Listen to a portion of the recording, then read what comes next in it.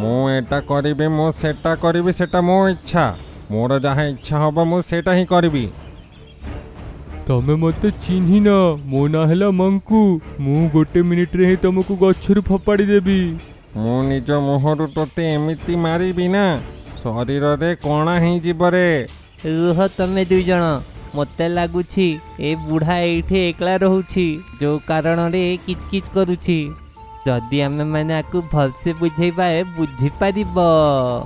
ପିକୁ ମଙ୍କୁ ଆଉ ବୁଢ଼ା ପେଚାର ଝଗଡ଼ାକୁ ଶାନ୍ତ କରାଇଲା।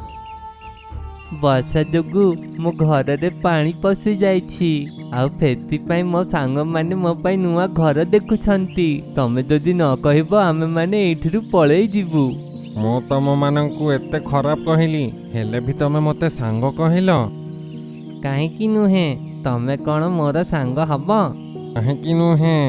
ମୋର କିଏ ସାଙ୍ଗ ନାହାନ୍ତି, ଆଉ ସମସ୍ତେ ମୋତେ ବୁଣା କହିକି ଚିହ୍ନାନ୍ତି। ତମେ ଗଛ ତଳେ ଘର ତିଆରି କରିକି ରହିପାରିବ। ଦେଖ ମଙ୍କୁ, ଭଲ ପାଇଲେ ଖରାପ ଲୋକ ବି ଭଲ ହେଇପାରେ। ତମେ ବି ସାଙ୍ଗ ହେଇଯାଅ। ପିକୁ ସେଇ ଆମ୍ବ ଗଛ ତଳେ ନିଜର ଘର ତିଆରି କରିଦେଲା। ସମସ୍ତେ ଭଲ ବନ୍ଧୁ ମଧ୍ୟ ହୋଇଗଲେ, ଆଉ ସମସ୍ତେ ଖୁସିରେ ଖୁସିରେ ରହିଲେ।